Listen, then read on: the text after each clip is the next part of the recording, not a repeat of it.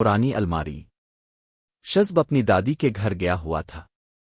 اس نے زیادہ دھیان نہیں دیا اور پرانی الماری کے ایک کونے میں دیکھا ایک پرانی دھول سے ڈھکی ہوئی تصویر میں دو بچے مسکراتے ہوئے کھڑے تھے، ایک لڑکا اور ایک لڑکی۔ شزب نے تصویر اٹھائی اور دل میں ایک عجیب سی کیفیت محسوس کی، جیسے یہ بچپن کے کسی بھولے ہوئے لمحے کو یاد دلا رہی ہو۔ شزب کی دادی نے تصویر دیکھی اور ہلکی اداسی کے ساتھ بولے، یہ تمہاری دادی اور دادا کی بچپن کی تصویر ہے۔ یہ دن کبھی واپس نہیں آئیں گے۔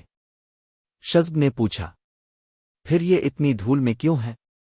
دادی نے مسکرا کر جواب دیا، وقت کے ساتھ سب چیزیں بھول جاتی ہے، بس کچھ تصویریں یاد دلا کر دل کو چھو لیتی ہے۔ شزب نے تصویر کو غور سے دیکھا اور اچانک محسوس کیا کہ تصویر میں بچے کی مسکان اسے کچھ کہہ رہی ہے۔ اس نے دادی سے پوچھا، دادی، کیا ہم اپنی پرانی یادیں واپس لا سکتے ہیں؟ دادی نے ہنستے ہوئے جواب دیا، یادیں واپس نہیں آتی بیٹا، مگر اگر تصویر اور کہانی دونوں ساتھ ہوں تو دل کو سکون ملتا ہے۔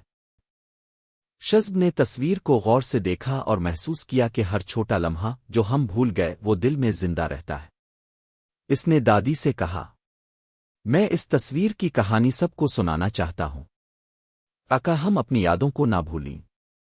دادی نے ہاں میں سر ہلا کر مسکراتے ہوئے کہا، بس یہی صحیح ہے بیٹا، تصویر صرف ایک تصویر نہیں، یہ دل کی چھپی ہوئی یاد ہے۔